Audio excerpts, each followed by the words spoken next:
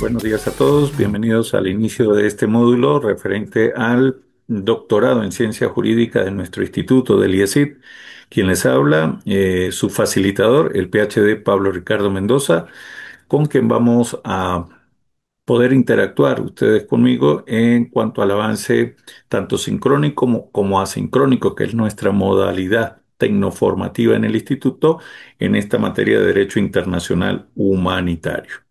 En primer lugar, presentar al facilitador. Voy a ir dejando en este video poco a poco este primer encuentro que va a permitir, en primer lugar, conocer que quien les habla, Pablo Ricardo Mendoza, abogado por la Universidad Católica del Táchira en Venezuela, pues le va a acompañar en este módulo. Dentro de mis estudios tengo una maestría en desarrollo agrario en la Universidad de los Andes en Mérida, Venezuela, magíster también en Derecho Procesal y Litigación Oral por la Universidad de Otavalo en Ecuador y el doctorado en Derechos y Relaciones Internacionales por el IESIT. Ok, entonces de igual manera dentro de mi experiencia ya son 32 años donde he podido desenvolverme en el libro ejercicio, en actividades de procuraduría, en actividades como juez superior agrario y con competencia ambiental y actualmente ya como formando parte de la docencia,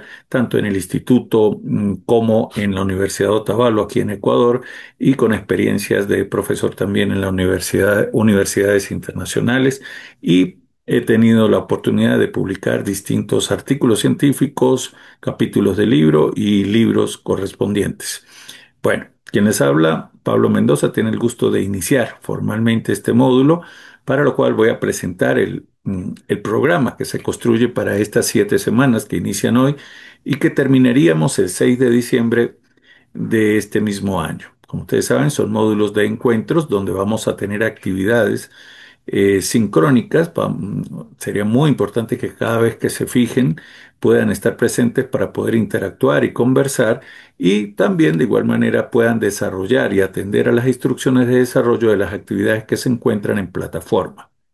En este momento, solo vamos a hacer este primer encuentro. A partir del día de mañana voy a empezar a cargar toda la plataforma con el material necesario para lecturas de apoyo, para que identifiquen cuáles son los ejes temáticos, para que tengan ese material de apoyo. Va a estar con artículos científicos, trabajos importantes, los mismos videos que van quedando y así de esa manera poder completar todo nuestro módulo. De igual manera van a poder conocer cuáles son las actividades que se van a planificar para la evaluación. Entonces, fíjense que nuestro programa va a estar integrado por los siguientes ejes temáticos. En una primera oportunidad que vamos a iniciar el día de hoy, vamos a tener las generalidades del derecho internacional humanitario, es decir, vamos a reconocer ese origen histórico, social, jurídico, algunas definiciones, características, diferencias con el derecho internacional de los derechos humanos y para la siguiente vamos a trabajar el siguiente encuentro sincrónico que ya les será notificado.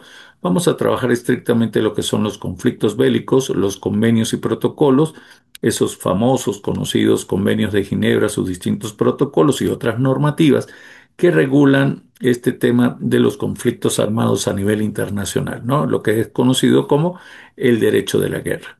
Y finalmente nos vamos a reunir para analizar, ese encuentro es muy importante que estemos todos para analizar algunos casos del ámbito internacional a partir de decisiones de los tribunales internacionales con competencia en esta materia. Dicho esto y conocido nuestro programa, fíjense cómo vamos a evaluar nuestro módulo. Nuestro módulo lo vamos a evaluar. eh, una primera actividad que se va a cargar con fecha suficiente para que ustedes puedan cargar es la realización de un ensayo analítico sobre el componente uno, es decir, sobre esas características, fuentes, principios del derecho internacional. Va a tener un valor, un peso de calificación sobre el 30%.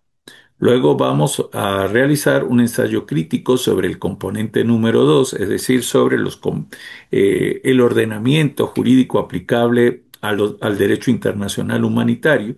De igual manera va a tener un peso del 30%. y vamos a hacer ya para finales de noviembre, ya entrado en diciembre, ya en la última semana, un análisis de caso. Vamos a, ustedes voluntariamente, ustedes de manera individual van a seleccionar un caso donde entiendan que pueden aplicar la teoría, los elementos, la normativa, los principios que han venido desarrollándose en estos encuentros y le van a aplicar a un caso concreto. Y en ese caso me lo van a documentar en un video que va a ser cargado en plataforma y que va a tener un peso del 40%. Por tanto, dos actividades escritas serían 60% y un video final que analice. Ya les daré las indicaciones precisas dentro de la plataforma, qué es lo que se quiere mostrar. Por supuesto, va a tener una rúbrica para poder evaluarlo, es decir, el contenido, la expresión, la expresión tanto corporal como la expresión técnica jurídica, es decir, tiene que utilizarse el lenguaje correspondiente a lo que es el empleo del derecho internacional humanitario. Lenguaje, normativa, el escenario, todo tiene que estar ah, eh, tributando a lo que es una norma de doctorado, ya con un lenguaje fluido, técnico, que me permita a mí evaluar entonces esa tercera entrega. Con esos tres, con la interacción que tengamos, su participación en plataforma, obtendremos el resultado final, perdón, de nuestro módulo. Muy bien, dicho esto, vamos a iniciar. Vamos a tratar de desarrollar ya formalmente nuestro primer componente. Y al respecto es importante señalar un origen del derecho internacional humanitario. Vamos a ver qué es, vamos a definirlo, qué características tiene, cómo es entendido, con qué se puede confundir y qué principios son los que normalmente aplican a esta materia. Siendo así, vamos a entrar con el origen del derecho internacional humanitario. En primer lugar, quiero referirles que ustedes ya están en un avance dentro de su doctorado, ya tienen un desarrollo integrado y han visto derecho internacional público. Y lo primero que hay que indicar es que recuerden que nuestro doctorado, tanto el de ciencias jurídicas como el de relaciones internacionales, trata esta materia con suma importancia. En primer lugar, el derecho internacional público, ese conjunto de normas, principios que relacionan la interacción entre los sujetos del derecho internacional, se subdivide a la vez entre distintos, digamos, especialidades dentro de su generalidad. Entonces vamos a entender que el derecho internacional público arropa tanto a lo que denominamos derecho internacional de los derechos humanos, y al derecho internacional humanitario. Entonces son dos cosas diferentes. Vamos a partir de un tronco común. Ese tronco común es el derecho internacional público que atiende o tiene normativa, un ámbito de aplicación cuando estamos en tiempos de paz y cuando estamos en conflictos bélicos.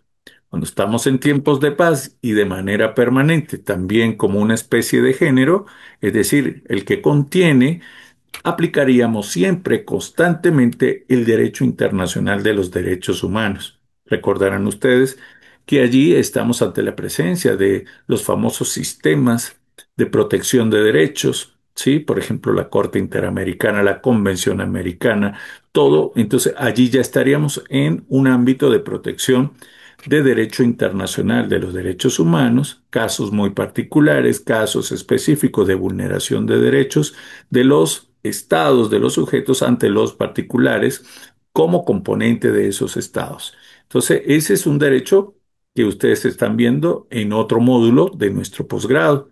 Sin embargo, en el que estamos avanzando hoy, identificando dónde ubicar a este derecho internacional humanitario, sí, efectivamente lo tenemos en el derecho internacional público, pero específicamente atendiendo a un ámbito de aplicación ante la existencia de conflictos armados. Y aquí diferenciamos también conflictos armados en el ámbito internacional y conflictos armados en el ámbito interno de los estados. Entonces, en este sentido, ya ubicados, pudiésemos decir que es un derecho excepcional, de aplicación excepcional. ¿Por qué de aplicación excepcional? Porque lo que siempre estamos manteniendo y aplicando es el derecho internacional de los derechos humanos. Pero cuando se suscitan, cuando se originan estos conflictos armados, comenzamos a revisar la aplicación del derecho internacional humanitario, entendido, entonces vamos a definirlo allí, como el conjunto de normas y principios tanto de índole convencional como consuetudinario que aplican a las relaciones cuando estamos ante la presencia de un conflicto armado. Repito, internacional o en el ámbito interno. Ahora, ¿cómo surgió este derecho? Es bien particular, pintoresca, el ámbito histórico en el que se suscitó. Mucho lo conocemos, vamos a replantearlo en un minuto. Podemos decir que el origen del derecho internacional humanitario obedece. Desde que existen las guerras hemos tratado los conflictos bélicos históricos, dentro de las confrontaciones humanas, hemos tratado de mitigar, de reducir los impactos de la guerra. Sin embargo, hay un origen histórico que es el que se reconoce doctrinariamente por todos los estudiosos de la materia, y es ubicarnos hacia el año 1859. En 1859 hubo un conflicto en territorio italiano, la famosa batalla de Solferino, donde tanto Francia, ¿sí? Tanto Francia como Austria generan allí un conflicto bélico, la presencia obviamente de las consecuencias de la guerra, como sería confrontaciones, heridos, enfermos, y en ese momento aparece un personaje muy importante que estamos hablando de Henry Dunant. Henry Dunant fue, para ubicarles, primero de nacionalidad suiza, un suizo humanista, que al ver este desastre, este holocausto que estaba ocurriendo allí, pues se impactó y ante ello reacciona. Ya también era médico y reacciona, y Henry Dunant plantea la posibilidad de que se protejan, sí, que se le dé un trato igual a todas las personas que estén allí, independientemente de su condición y del interés que tienen en el conflicto, uno por un lado y el otro por la otra parte, sino que se le dé un trato bajo dignidad humana. Entonces es un primer elemento, incluso de allí surgen posteriormente Henry Dunant obtiene incluso un comentario aquí adicional, el primer premio Nobel de la Paz en 1901 le es conferido por esta forma de ver con enfoque de dignidad humana lo que es la atención de quienes intervienen en los conflictos bélicos. Entonces, fíjense, Solferino en aquel lugar, este personaje muy importante, y a partir de allí incluso se forma la idea de un primer comité de atención de salud. Estamos hablando del surgimiento años siguientes de la Cruz, del Comité de la Cruz Roja Internacional. Con participación, ustedes verán que el emblema es distinto. Si se fijan en la diapositiva, en uno está el fondo blanco con la Cruz Roja y en el otro está la media luna que simboliza o identifica a los estados musulmanes. Pero tanto de parte y parte, religión católica, musulmana, que influyó mucho en estas cosas, pues dieron al traste con la generación de este comité de la Cruz Roja Internacional. ¿Ok? Entonces tenemos ese como un origen, digamos, histórico, un hito histórico, pero luego tenemos también un origen formal. Y el origen formal ya se traslada directamente a Suiza, ya todos conocen, que pudiésemos decir que es con el nacimiento del Convenio de Ginebra, estamos hablando hacia los años 49, luego se va sumando los protocolos en el año 77, se le siguen sumando actuales protocolos, incluso hay uno del 2005 que ya vamos a revisar. También aparece luego el Convenio de La Haya en Países Bajos, y eso es importante identificar porque se van convirtiendo en las normativas aplicables a nuestro derecho internacional humanitario. Entonces, eh, Normalmente la doctrina los deriva, los clasifica, los categoriza en cuatro periodos. Antes de la Primera Guerra Mundial, el periodo de entreguerras, luego de la Segunda Guerra Mundial y en la época actual. Si nosotros nos vamos al año 64, que es donde ocurre formalmente el, el nacimiento de nuestra rama del derecho, es con la Conferencia de Ginebra el 22 de agosto de 1864, que es para que se atiendan a quienes. Entonces, fíjense que aquí es importante hacer progresivamente, como siempre lo hace el derecho, eh, a quién va dirigido este derecho. Entonces, si el derecho internacional humanitario, cuando estamos en tiempo de paz, va dirigido a todos por dignidad humana, recordemos que nuestro derecho también se soporta en dos grandes pilares. Sigue manteniendo la dignidad humana, pero también es importante dejar claro el derecho que tienen los estados cuando justificadamente necesitan acudir al derecho a la guerra. Es un derecho que existe, pero como todo derecho, ningún derecho es absoluto. Siempre todo derecho tiene sus limitaciones, sus limitantes, en este caso, ante la dignidad humana, ahora actualmente ante la visión ecosistémica y ecocéntrica de la naturaleza y el ambiente. Entonces hay muchos elementos intervinientes. Pero, ¿a quiénes se protegían inicialmente? Entonces, fíjense que nosotros vamos a dividir dentro del Convenio de Ginebra original cuatro grandes protocolos que vamos a analizar en el siguiente, más detalladamente en el siguiente encuentro, pero les resumo ahorita en una idea inicial que lo primero que se protegieron era a los heridos y a los enfermos, o viceversa, enfermos y heridos dentro del conflicto bélico. Posteriormente, es obvio que también existe el denominado prisionero de guerra, también tiene su protocolo. Incluso las guerras no solamente son, o las batallas o los conflictos, no solamente son en tierra, sino también pueden ser en espacios aéreos y marítimos, y eso puede generar la presencia de los náufragos. Entonces nosotros tenemos protocolos que atienden a la garantía de derechos de estas personas. Por ejemplo, no se puede ir contra la dignidad de un herido que necesita atención médica. Fíjense que el Comité de la Cruz Roja Internacional, para ello, cuando empieza a generar y a nutrir a estos protocolos, y los estados participantes, obviamente, dicen atiendan por el principio de socorro sin discriminación. Entonces hay un socorro, una atención médica que no puede ser discriminatoria. Entonces una primera base que se atiende es que la atención a través del principio de neutralidad que tendrían los que en este caso actúan en nombre de la Cruz Roja o de la Media Luna, ellos son neutrales. A ellos no les importa la nacionalidad del combatiente, sino que en este caso hay una atención médica por dignidad humana que da la Cruz Roja. De igual manera, los cuerpos combatientes tampoco deberían ir en contra de de este personal, porque este personal, pues se supone que está dentro de ese espacio donde se está generando el conflicto de una manera neutral. Entonces tendríamos ese principio de neutralidad, de intervención de los integrantes de la Cruz Roja, y a su vez tienen ese principio del socorro sin discriminación. Bien interesante. Pero luego, obviamente, también digamos, la intensidad que ha venido generándose a medida del tiempo, de la historia en los conflictos. Fíjense, les doy un dato. En la Primera Guerra Mundial se dice que no se alcanzó al 13-15% de las personas civiles, sino que era un combate entre allí ejércitos, entre las milicias de los dos estados. Entonces era muy poco el personal civil en la Primera Guerra Mundial.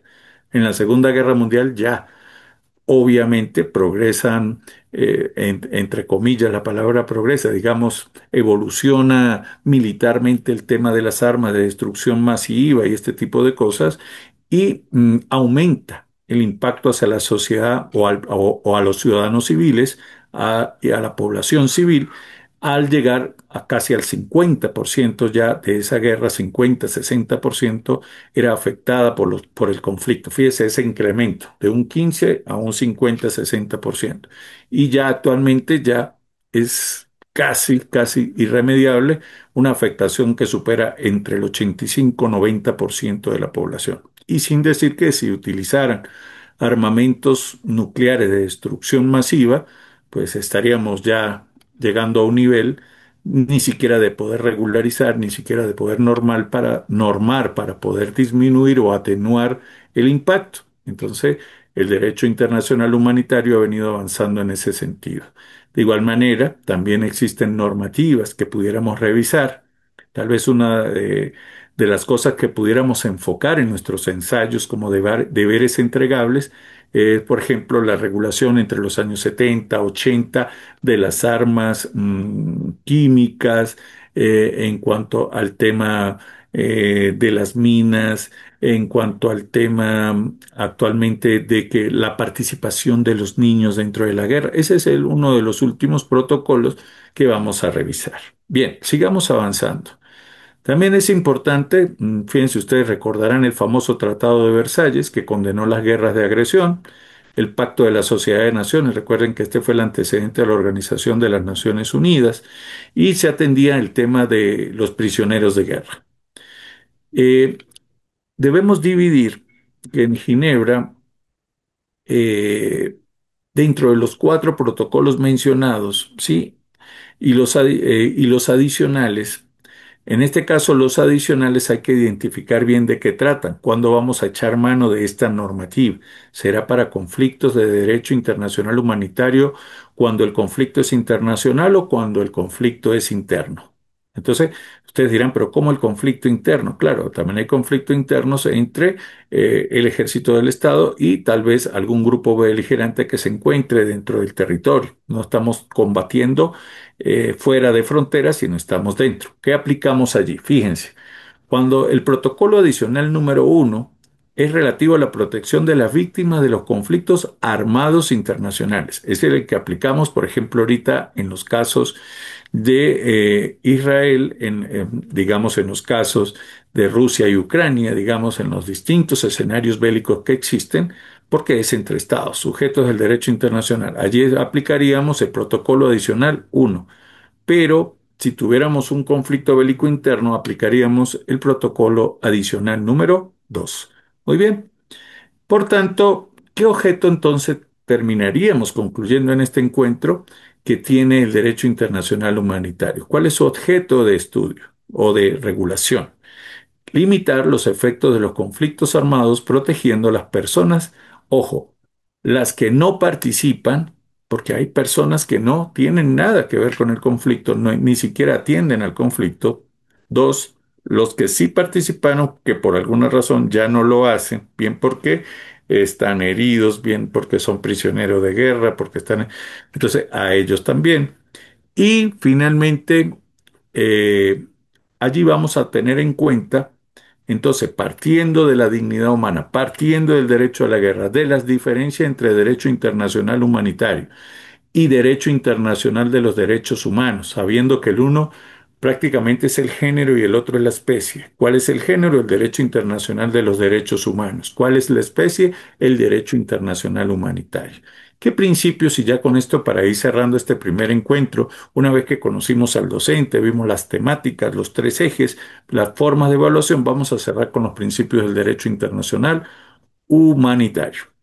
Entonces, normalmente pueden haber otros principios. Fíjense que les nombré ya dos antes en este pequeño video y les hablaba del principio de el socorro sin discriminación y el principio de la neutralidad. Pero eso es más aplicable específicamente atendiendo a la naturaleza jurídica del Comité de la Cruz Roja o de la Media Luna. Pero cuando ya hablamos dentro de los conflictos, por ejemplo, y estamos en ese escenario que es bien crudo, bien real, fíjense que tenemos que atender al principio de distinción. Recordar lo que son los principios, las funciones de los principios en el derecho, ¿no? Entonces son mandatos de optimización, son estándares de interpretación, son, digamos, permiten llenar vacíos normativos que no existen en una norma concreta y le brindan cierta unidad a ese escenario de combate internacional.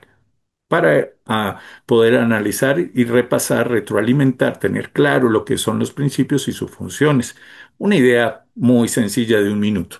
Ahora, el principio de distinción es muy importante, ya que implica, como su palabra lo dice, diferenciar quienes intervienen, objetos, entonces, primero, entre combatientes y civiles. Dos, y ahí, por ejemplo, en ese de distinción, podemos ver que los ataques, y ahora más, imagínense, ahorita estamos trabajando con inteligencia artificial, el tipo de armas, sí, que son prácticamente, tienen una crítica incluso ética. ¿Por qué? Una crítica desde el punto de vista ético jurídico, porque pudiesen actuar, son tan autónomas que pudiesen actuar sin la manipulación humana. Entonces, es un gran debate, aquí tardaríamos bastante tiempo abordando este tema, me gustaría que lo lean. Está a punto de publicarse un artículo que tengo sobre la materia, al tenerlo se los cargo en el entorno virtual para que puedan revisar en qué consiste. Pero entonces, ¿cuál es el objetivo? Entonces, ¿será que las primeras direccionalidades, vectores, objetivos militares serían colegios donde hay niños, colegios donde están adultos mayores, dirigirlos a escenarios naturales como ecosistemas, bosques de gran importancia? Entonces, obviamente que no. Entonces, tenemos que distinguir que para poder lograr el objetivo, poder lograr el impacto militar, pues no es que nos oponemos, porque es un derecho, repito, que tiene el Estado para poder lograr un objetivo por un interés que desbordó ya todos los asuntos, digamos, de resolución pacífica o cultura de paz, y llegamos a estos niveles. Sin embargo, en estos niveles, la norma que regula el derecho internacional humanitario dice, señores, distingan. Tengan en cuenta que no es igual generar un objetivo militar donde pudieran estar expuestos las vidas de millones de personas. El segundo, el segundo principio, todos están, como todos los principios, cuando siempre hablamos de sistema de principios, compañeros, todos están interconectados. Entonces, fíjense que junto al de distinción, tenemos el principio de la proporcionalidad. ¿A qué se refiere la proporcionalidad? Incluso todos conocemos que existe la expresión daño colateral. Hasta un recuerdo hace años había una película que se llamaba así, porque precisamente lo que se busca es que a veces se aborten, en el buen sentido de la palabra, se aborte el ataque, la incursión militar. ¿Por qué? Porque el escenario cambió, el elemento fáctico se modificó. Aquello donde en un primer momento se detectó, ahorita con presencia de drones y todo lo demás, que no hay un riesgo de que es muy mínimo la pérdida civil, pues ustedes dirán, pero hay pérdidas, sí, pero dentro del conflicto bélico, esto va a ser imposible de llevarlo a cero. Es una utopía de llevarlo a cero. Por tanto, en este sentido, lo que se busca es que el fin no sea sobrepasado, vulnerando y cayendo, por ejemplo, en un crimen de lesa humanidad, en temas que ya irían a los delitos dentro del derecho internacional, que luego iríamos a la Corte Penal internacional por estos tipos de crímenes. Entonces hay que ser muy medidos, por eso proporcionalidad, medirse en el uso de la fuerza, en los momentos, en los lugares, en los espacios, para que el daño sea el menor posible. Entonces tenemos un principio de distinción y un principio de proporcionalidad. Y finalmente, compañeros, cerramos con el principio de precaución.